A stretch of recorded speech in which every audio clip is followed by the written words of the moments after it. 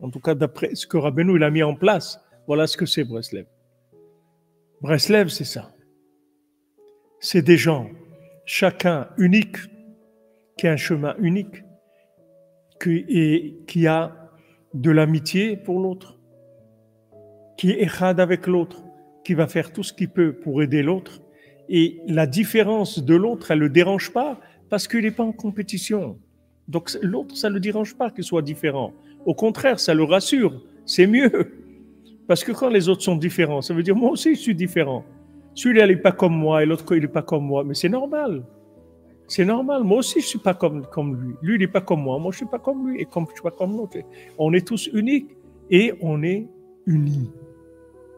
On est unis. Pourquoi on est unis? Parce qu'on est inclus dans un maître qui nous inclut à tous. C'est-à-dire, on est tous en lui. Donc, on peut évoluer. On n'a pas ce problème-là de compétition.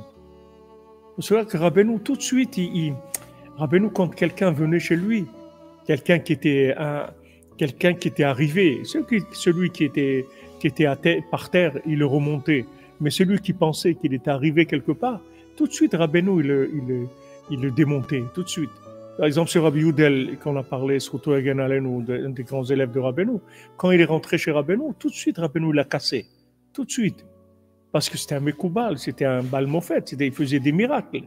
C'était un homme très très grand, un tzaddik très grand. Il est rentré chez Rabbeinu, il a dit « Quand est-ce que tu vas sortir de la terre? Tu n'as pas commencé encore. Il faudrait que tu commences un jour. » Imaginez-vous un tzaddik qui est reconnu, que les gens viennent le voir, il fait des miracles. Rabbeinu lui dit il faudrait que tu commences, tu n'as pas commencé encore. Tu es encore sous terre, il faudrait que tu sortes tu commences. Rabbeinu, il cassait ces gens-là. Pourquoi?